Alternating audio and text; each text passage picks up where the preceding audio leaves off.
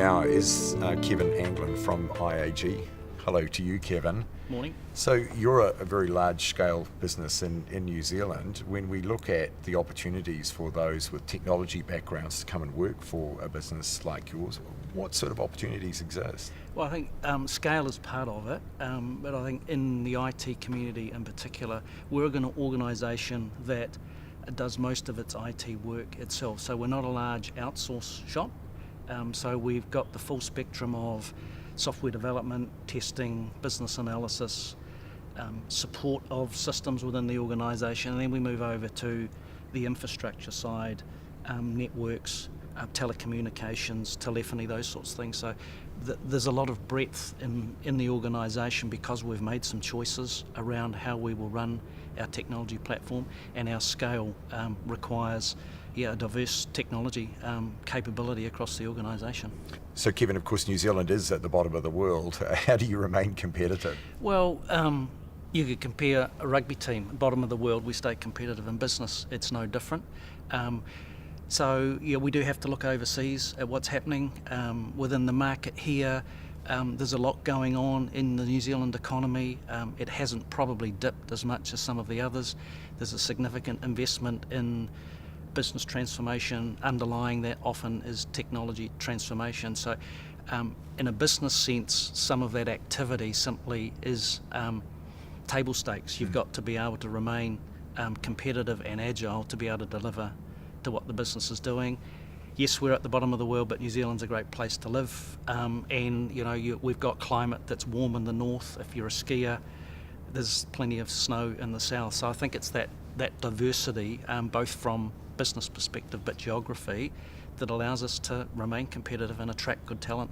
And what about diversity of career options? Do they exist as well too? They do. So, and we like to grow talent as well. So we like to bring people in. We set a pretty high bar in respect of attracting people to the organisation, but then we like to settle on career paths early and grow careers. So one of the things we talk to potential staff about is your ability to grow a career inside the organisation without having to leave. And being part of a corporate, if you got a technology career today, but through the work you do, you might find there's other parts of the business that are interesting to you. And we do see people leave the technology team to go to work in the business. We see the opposite occur. People starting a career in the business at IAG, and then through exposure to some of what we're doing in the technology space, move into the technology domain. What about developing work culture and work practices? How do you go about that? Again, being part of a corporate, IAG's had a very strong cultural change program running over the last 5 or 6 years in the technology space. We've been part of that. That's been good for us. It's moved us to a more constructive, can-do culture, and then within the technology domain itself, we've got a heavy investment in Scrum practices, Agile and scaled Agile. So we what we offer people is self-managing teams where you, to a large extent, you direct your own team and participate in the work you do, how you work, and those sorts of things. And it gives you that flexibility to move around across the IT community within the organisation and take on different types of work. So Ian, of course, some people like to work on those big scale projects. So do they exist, and what sort of capabilities are you looking for projects like that? So I think being in the financial services sector, yes, those big scale projects do exist. IAG, like a number of organisations, has got some old legacy technology that we need to move from. So we've got projects underway already and more projects looking to start in the future that will see us move our business off its current operating systems onto new contemporary technology.